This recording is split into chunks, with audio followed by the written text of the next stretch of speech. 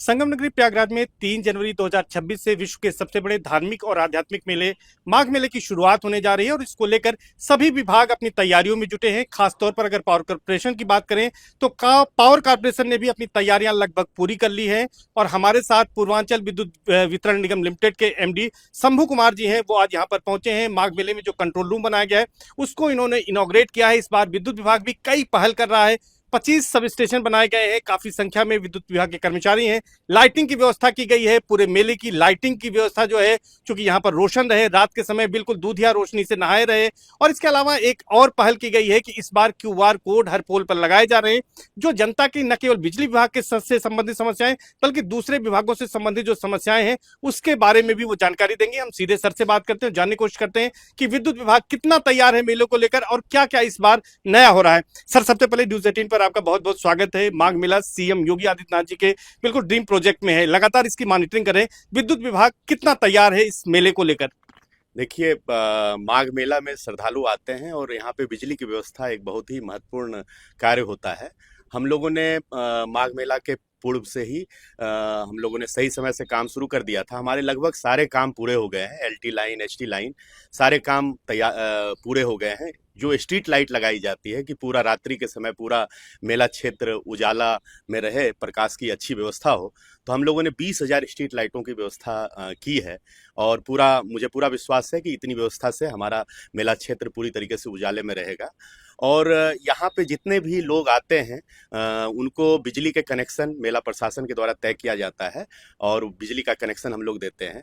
तो बिजली का कनेक्शन हम लोगों ने दिया है और उसके बावजूद भी वहाँ पे कोई अगर समस्या होती है तो हम लोगों ने क्यूआर कोड की व्यवस्था, जैसा आपने अभी जिक्र किया था, कि हर एक पोल पे हमारे जितने भी 15,000 पोल लगाए गए हैं, 20,000 पोल लगाए गए हैं, तो वो हर एक पोल पे एक पीला स्टिकर जिसपे कि क्यूआर कोड लगा हुआ है। अगर कोई श्रद्धालु किसी समस्या को लेके परेशान है तो वो पास के पोल पे जाएंगे और वहाँ पे जो क्यूआर कोड लगा हुआ है उसको अगर स्कैन करते हैं मोबाइल पे तो उनको एक शिकायत फॉर्म भरने का जो है वो खुल के आएगा और उसमें अपनी समस्या, अपना फ़ोन नंबर, अपना नाम और अपनी समस्या का उस पर अगर हल्का सा भी जिक्र कर देते हैं तो तुरंत हमारे डैशबोर्ड पे, जो यहाँ पे आप डैशबोर्ड देख रहे हैं, इस पे वो कंप्लेंट आ जाता है।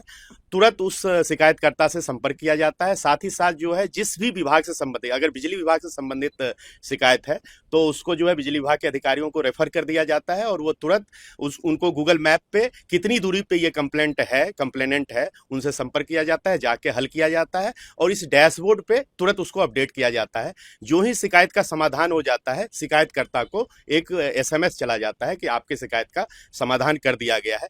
अभी भी अगर आप असंतुष्ट हैं या कोई समस्या से को झेल रहे हैं तो आप अपना पुनः स्कैन करके शिकायत दर्ज करा दें। तो एक अच्छी पहल हम लोगों ने कुंभ के समय भी किया था और इसको इस बार अपग्रेड करके और अच्छी व्यवस्था देने का प्रयास किया जाए। मतलब यह है कि सिर्फ बिजली विभाग की शिकायतें नहीं बल्कि अगर अन्य किसी विभाग से संबंधित समस्या है उसको लेकर भी इस पर शिकायत की जा सकती है। अगर कहीं पे पीडब्ल्यूडी विभाग के सड़क से संबंधित समस्या है, जल निगम से जल संबंधी समस्या है, या किसी भी विभाग से, अगर स्वास्थ्य विभाग से स्वास्थ्य संबंधी सहायता चाहिए या पुलिस विभाग से सुरक्षा संबंधी सहायता चाहिए, शिकायतकर्ता सिर्फ इसी क्यूआर कोड, ये सिर्फ बिजली विभाग के लिए क्यूआर कोड नहीं है बल्कि किसी भी विभाग का अगर समस्या है, आप उसको दर्ज कराना चाहते हैं तो एकमात्र सिंगल विंडो सिस्टम, जो अगर कहा जाए, पोल के पास जो क्यूआर कोड लगा हुआ है उसको स्कैन करें और उसमें दर्ज करें।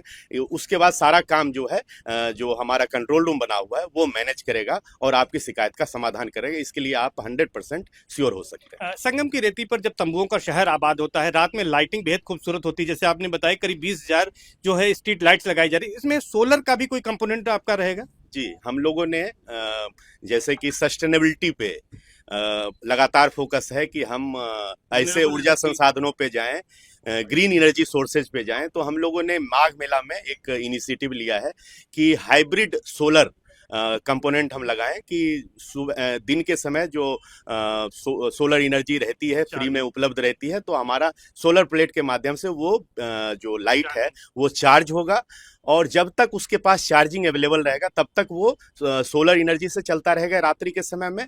जब उसका बैटरी खत्म होता है तो इलेक्ट्रिसिटी से वो अपने आप चले, इसीलिए उसको हाइब्रिड सोलर कहा जा रहा है। तो हमने 500 ऐसी लाइटों को लगाया है कि एक्सपेरिमेंट बेसिस पे, हम पायलट बेसिस पे इसको लगाएंगे और इसकी रिजल्ट अच्छे रहते हैं तो हम इसको और अपग्रेड करेंगे। सर एक सवाल यह है कि कितने पावर स्टेशन यहाँ पर बनाए गए हैं और इसके अलावा कितने कर्मचारियों को, किन अधिकारियों को यहाँ तैनात किया गया है जो पूरे मेले में व्यवस्था विद्युत विभाग की देखेंगे? देखिए, हम लोग जो यहाँ पे बिजली की पूरी व्यवस्था किए हैं तो उसमें एक जो मुख्य सेंट्रल कंपोनेंट होता है वो है हमारे जो 25 सब स्टेशन है मेला क्षेत्र में, जो पूरा इलेक्ट्रिसिटी का है वो 11 फीडर के माध्यम से यहाँ पे इलेक्ट्रिसिटी आती है और जो 25 सब स्टेशन है उसके माध्यम से, एलटी के माध्यम से हर एक कैंप कनेक्शन तक जो है बिजली पहुँचती है। तो हम लोगों ने 25 सब स्टेशन बनाए हुए हैं और लगभग 50 किलोमीटर की एचटी लाइन और लगभग 350 किलोमीटर की जो एलटी लाइन हम लोगों ने बनाया है और इसके माध्यम से बिजली की व्यवस्था रहेगी।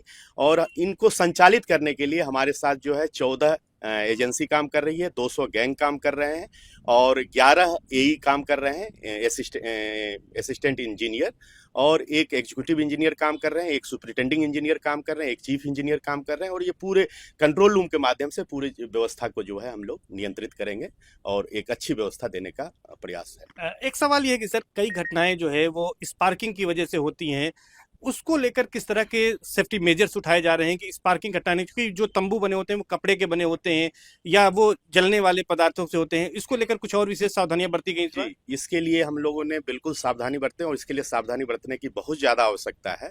इसमें विभाग की तरफ से और जो हमारे श्रद्धालु आ रहे हैं उन दोनों की तरफ से जो है सावधानी बरतने की जरूरत है। जो विभाग की तरफ से सावधानी बरती गई है, जितने भी मटेरियल लगाए गए हैं high quality, high class material लगाए गए हैं कि किसी भी तरह का फॉल्ट ना हो, किसी तरह की आग या स्पार्किंग की चीज ना हो। हम लोगों ने कहीं पे जॉइंट तार में कहीं जॉइंट नहीं छोड़ा है, पूरी की पूरी तार लगाई है क्योंकि जॉइंट के पास स्पार्किंग की संभावना रहती है।